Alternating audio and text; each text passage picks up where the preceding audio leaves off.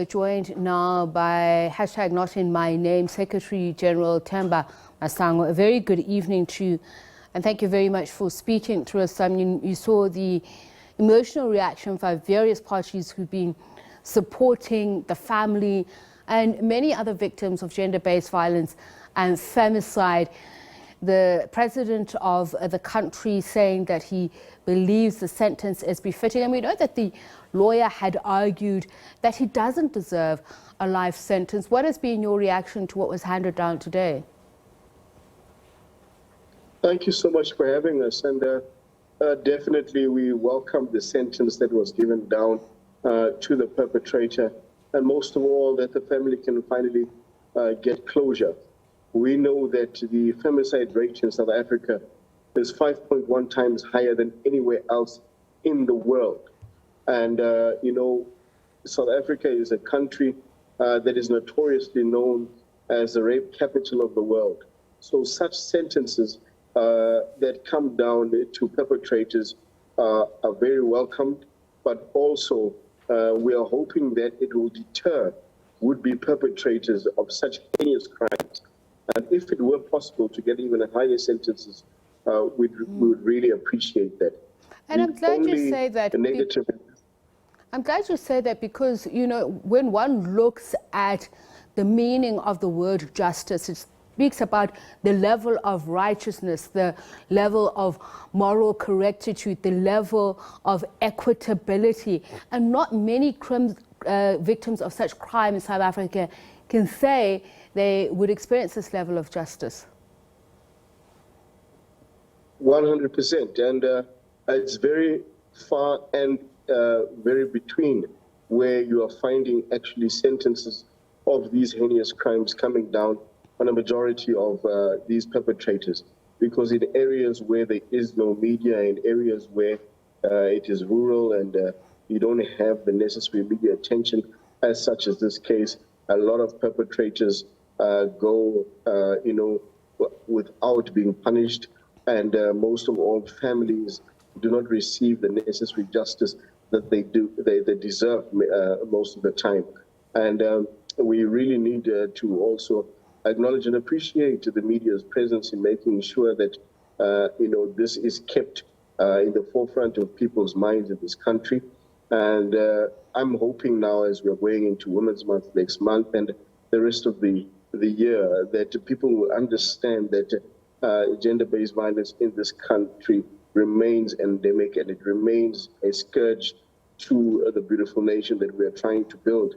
And to also make men realize that we cannot afford to have the toxicity that we have in our communities. And these cases need to be shut down quickly. They need to be shut down venomously. And the sentence that the court has given, I feel that is something that is right. And we just want to say to the family, now you can actually look back and look forward rather to the rest of your lives. Obviously, this does not bring our sister back to life, but the little amount of justice that has been given, we hope that it will be able to give them some closure. Themba, I know your organization, including other CSOs and NGOs, are involved in grassroots early childhood development programs in order to change the type of masculinity that toxifies our society. But do you think a life sentence, as in this case, we know the brutal manner in which Sekgofatso was killed, would it deter others from doing the same, do you think? That's a loaded question. And, you know, there are many calling, in some quarters, calling for the death sentence to be, you know, restored for such heinous crimes. And there are those who are saying that for people like this who are clearly unrehabilitatable, and those who are you know, going out to deliberately kill women and children in this country need to be forgotten. And I personally lean on that side. However, this is a country of laws, and the gave out in this case the best and highest sentence that is available. and it's something that we need to accept. And because no matter what happens, as I said, it does not bring our sister back.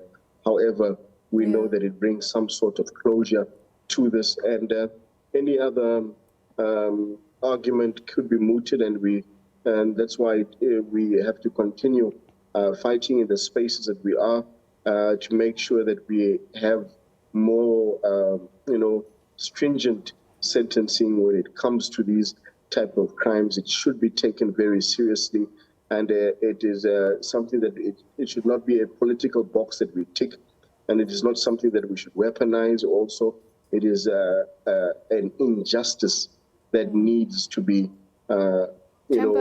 righted.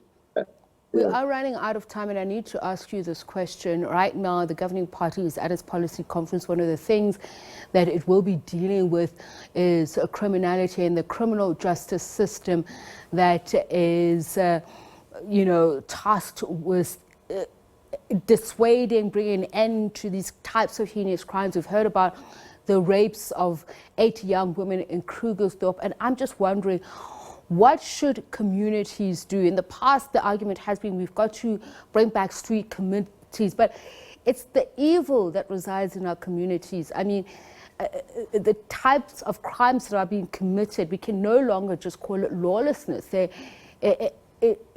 such an evil to it. 100%, and it's not just an evil, it's a direct assault at the sovereignty of the country and our poor sisters in Krugersdorp that were brutally violated and raped by, these criminals. And it's people who are in the mining area.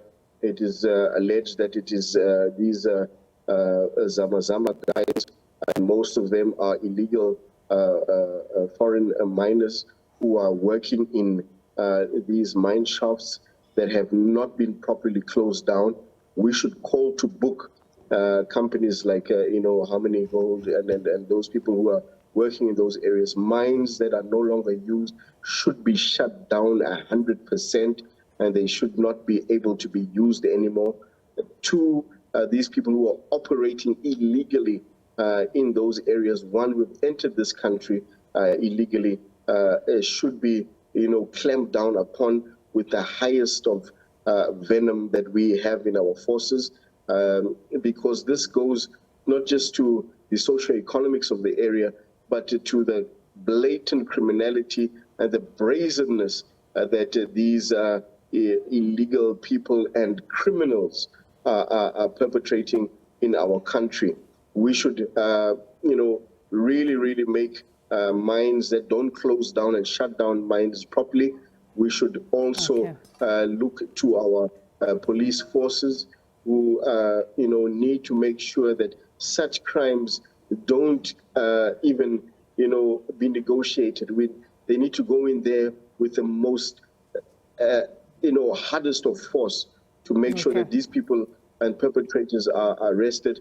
And also, we should also make sure that our border systems and our foreign, the Department of Foreign Affairs and the department that deals with people legality in the country and so on, need to make sure that people who are here do the right thing, because we cannot afford to have this in our country.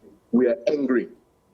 I appreciate that, and I do apologize that I do have to cut you off because we have run out of time, but much appreciated, as you're saying, that we have to deal with the scourge on many fronts. Themba Masango is the Secretary General of #NotInMyName, an NGO that fights for ending the scourge of gender-based violence and femicide.